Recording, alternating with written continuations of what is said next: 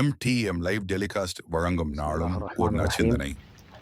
அல்ஹம்துலில்லாஹ் ரப்பில் ஆலமீன், ஸலாத்து வஸ்ஸலாம் அலா அஷ்ரஃபில் முர்சலீன் வ அலா ஆலிஹி வ ஸஹ்பிஹி அஜ்மாயின், அம்மா பாத். கண்ணியமான சகோதரர்களே, அல்லாஹினுடைய நல்லடியார்களே, இன்றைய இந்த நிகழ்வில் உயிர் தியாகிகள், ஷஹீத் என்றால் யார் என்ற ஒரு சில விளக்கத்தை இன்ஷா அல்லாஹ் இன்றைய இந்த நிகழ்வினூடாக பார்க்கலாம் என நினைக்கிறேன். நபிகள் நாயகம் ஸல்லல்லாஹு அலைஹி வஸல்லம் அவர்கள் ஒரு நாள் தினம் தன்னுடைய சஹாபாக்களை, தோழர்களை வைத்துக்கொண்டு அவர்களுக்கு மத்தியில் தன்னுடைய தோழர்களை வைத்துக்கொண்டு கேட்கிறார்கள், ஷஹீத் என்றால் யார், உயிர் தியாகிகள் என்றால் நீங்கள் யாரை எண்ணுகிறீர்கள், கருதுகிறீர்கள் என்று கேட்டார்கள்.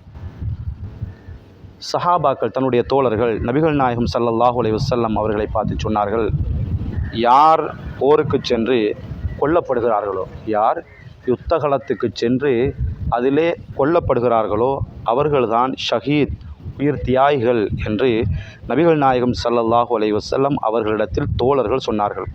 அதுக்கு நபிகள் நாயகம் ஸல்லல்லாஹு அலைஹி வஸல்லம் அவர்கள் தன்னுடைய தோழர்களை பார்த்து கேட்டார்கள், அப்படி என்றால் என்னுடைய சமுதாயத்தில் உயிர் தியாகிகள், ஷஹீதுகள் மிகவும் அற்பமானவர்களாக, குறைந்தவர்களாகவே இருப்பார்கள் என்று நபிகள் நாயகம் ஸல்லல்லாஹு அலைஹி வஸல்லம் அவர்கள் சொல்லிவிட்டு சொன்னார்கள், அல்லாஹினுடைய பாதையில் ஷஹீதாகுபவர், உயிர் தியாகி, கொல்லப்படுபவர் உயிர் தியாகி தான். அதே போன்று யாருக்கு வயிற்றுப்போக்கு, வயிற்றோட்டம் அதிகமாக சென்று அதிலே மரணிக்குகிறாரோ அவரும் உயிர் தியாகிதான்.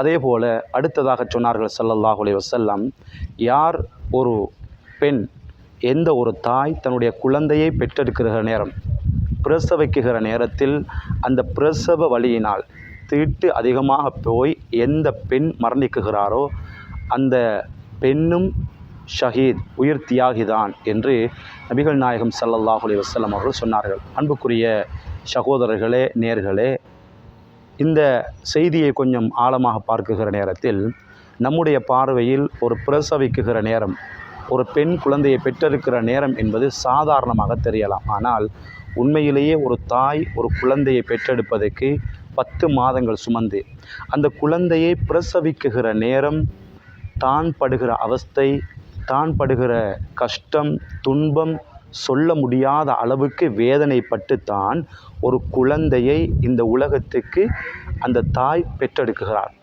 சில வைத்தியர்கள் அந்த நேரத்தில் சொல்லுவார்கள், இந்த நேரத்தில் தாயுடைய உயிருக்கு ஆபத்து, குழந்தையை பாதுகாக்கலாம், அல்லது குழந்தையை பாதுகாத்தால் தாயுடைய உயிருக்கு ஆபத்து. சொல்லுவார்கள், வாழ்வா சாவா என்று வாழ்வுக்காக வேண்டி போராடுகிற ஒரு நேரம்தான் ஒரு குழந்தையை ஒரு தாய் பிரசவிக்குகிற நேரம். ஸல்லல்லாஹு அலைஹி வஸல்லம் அவர்கள் சொன்னார்கள், அந்த சந்தர்ப்பத்தில் அந்த பிரசவ தீட்டினால் கஷ்டப்பட்டு பிள்ளையை பெற்றெடுக்குகிற நேரம் எந்த தாய் மரணிக்குகிறாளோ அது ஷஹீத், உயிர் தியாகியுடைய அந்தஸ்து என்று நபிகள் நாயகம் ஸல்லல்லாஹு அலைஹி வஸல்லம் அவர்கள் சொன்னார்கள். இந்த செய்தியை உபாதா பின் சாமித் ரலியல்லாஹு அன்ஹு அவர்கள் அறிவிக்குகிறார்கள். அஹ்மத் என்ற ஹதீஸ் கிரந்தத்தில் 17129வது செய்தியாகவும் 21627வது ஹதீஸாகவும் பார்க்கலாம். எனவே அன்புக்குரிய சகோதரர்களே, சகோதரிகளே, அல்லாஹ்வினுடைய நல்லடியார்களே, இது போன்ற மரணங்கள், உயிர் தியாகிகள், ஷஹீதுகளுடைய அந்தஸ்தை அடைகிறார்கள். அதுபோல ஒரு மனிதன் இடிபாடுகளுக்கு, ஒரு கட்டிடம் உடைந்து விழுகிறது, அல்லது ஏதோ ஒரு இடிபாடுகளுக்கு இடிந்து விழுகிற நேரத்தில் ஒரு பூமி அதிர்ச்சி ஏற்படுகிறது, இப்படியாக அதிலே உள்வாங்கப்பட்டு மரணிப்பார் என்று சொன்னால் நபிகள் நாயகம் ஸல்லல்லாஹு அலைஹி வஸல்லம் அந்த மனிதனுக்கும் சொன்னார்கள் உயிர் தியாகி, அவரும் ஷஹீதுடைய அந்தஸ்து என்று சொன்னார்கள். அன்புக்குரிய சகோதர சகோதரிகளே, நேர்களே, எனவே இப்படியெல்லாம் உயிர் தியாகிகள் என்றால் நபிகள் நாயகம் ஸல்லல்லாஹு அலைஹி வஸல்லம் அவர்கள் சில செய்திகளை, சில நோய்கள் மூலமாக மரணிப்பதை உயிர் தியாகம், ஷஹீதுகளுடைய அந்தஸ்து என்று அல்லாஹ்வுடைய தூதர் சொல்லியிருக்கிறார்கள். அந்த அடிப்படையில் பூகம்பங்கள் ஏற்படுகிற நேரத்தில் கட்டிடங்கள் இடிந்து விழுந்து அந்த கட்டிடத்துக்குள், அதாவது பில்டிங்கள் விழுகிற நேரத்தில் அதில் யார் மரணிக்கிறாரோ அதுவும் உயிர் தியாகிகள் ஷஹீதுகளுடைய அந்தஸ்து. அதே போல் ஒரு மனிதர் நீருக்குள் மூழ்கடிக்கப்படுகிறார். வேண்டுமென்றே அல்ல, தானாகவே. ஒரு மனிதன் வேண்டுமென்றே தன்னைத்தானே தற்கொலை செய்து கொள்கிறான் என்றால், நீருக்குள், கணத்துக்குள் அல்லது கடலுக்குள் அல்லது ஆற்றுக்குள், நீரூற்றுக்குள் தனக்கு ஏற்பட்ட பிரச்சனைகள் ஊடாக, தனக்கு ஏற்பட்ட வியாபாரத்தில் ஏற்பட்ட பிரச்சனை அல்லது காதல் தோல்வி அல்லது குடும்ப பிரச்சனைகள், இப்படி அந்த பிரச்சனைகளின் ஊடாக யார் ஒருத்தர் தன்னைத்தானே இறைவன் தந்த அந்த உயிரை மாய்த்து கொள்ளுகிறார்களோ அதுவெல்லாம் தற்கொலையாகும். தற்கொலைக்கு கூலி என்ன? அல்லாஹுடைய தூதர் ஸல்லல்லாஹு அலைஹி வஸல்லம் அவர்கள் சொன்னார்கள், யார் தற்கொலை செய்து கொள்கிறார்களோ அவர்களை அல்லாஹுடைய தூதர் தொழுவித்ததாக செய்திகளை காண முடியவில்லை. எனவே அவர்களுக்கு தங்குமிடம், அவர்கள் போகக்கூடிய இடம் நரகம்தான் என்பதனை தெளிவாக புரிந்து கொள்ள வேண்டும். எனவே நம்ம அண்மையில் பார்த்தோம், அதாவது இந்த அதிகமாக மழைகள் பெய்கிற சந்தர்ப்பத்தில், மழை பெய்ந்த நம்முடைய நாட்டில் ஏற்பட்ட அசாதாரண சூழ்நிலையினாக சம்மாந்துறை, மாவடிப்பள்ளி போன்ற பிரதேசத்தில் இடம்பெற்ற அந்த விபத்து, மதரசா மாணவர்கள், குர்ஆனை சுமக்கக்கூடியவர்கள், மார்க்கத்தை படிக்கக்கூடிய அந்த மாணவர்கள், மதரசா விடுமுறை கொடுக்கப்படுகிறது.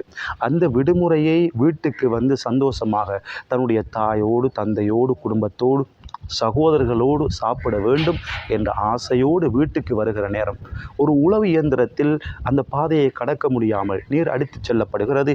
அந்த நேரத்தில் உழவு இயந்திரத்தில் அவர்கள் வருகிற நேரம் எதிர்பாராத விதமாக நீர் அதிகரிக்கப்படுகிறது. அந்த நீர் அதிகரித்து வருகிற நேரத்தில் உழவு இயந்திரம் அங்கே தடம் புரண்டு அந்த நீருக்குள் சுமார் 8 மாணவர்கள் உயிரிழக்கிறார்கள். அன்புக்குரிய சகோதரர்களே, இவர்களுடைய நிலைப்பாடு என்ன? இவர்கள் வேண்டுமென்றே நீருக்குள் மூழ்கடிக்கவில்லை, அவர்கள் அறியாமலேயே மூழ்கடிக்கப்பட்டார்கள் என்றால், நபி நாயகம் ஸல்லல்லாஹு அலைஹி வஸல்லம் அவர்கள் சொன்னார்கள், தன்னை அறியாமல் யார் இப்படி நீரில் மூழ்கடிக்கப்படுவார்களோ அவர்கள் உயிர் தியாகிகள், அவர்கள் ஷஹீதுகள் என்று நபிகள் நாயகம் ஸல்லல்லாஹு அலைஹி வஸல்லம் அவர்கள் சொல்லியிருப்பதை பார்க்கலாம். எனவே நாமும் இந்த உலகத்தில் வாழுகிறோம். நம்முடைய மரணம் என்கிற மௌத் என்கிற ஒன்று வருகிறது. எனவே உலகத்தில் வாழுகிற சந்தர்ப்பத்தில் குர்ஆனையும் சுன்னாவையும் சரியாக பின்பற்றி, அல்லாஹுடைய தூதரும் சொன்ன அடிப்படையில் உயிர் தியாகிகளுடைய நல்ல மரணம் கிடைக்கக்கூடிய பாக்கியத்தை வல்ல ரஹ்மான் நம் அனைவருக்கும் தந்தல் புரிவானாக. வ ஆஹிரு தஅவானா அல்ஹம்துலில்லாஹி ரப்பில் ஆலமீன். அஸ்ஸலாமு அலைக்கும் வரஹ்மத்துல்லாஹி வபரகாத்துஹு.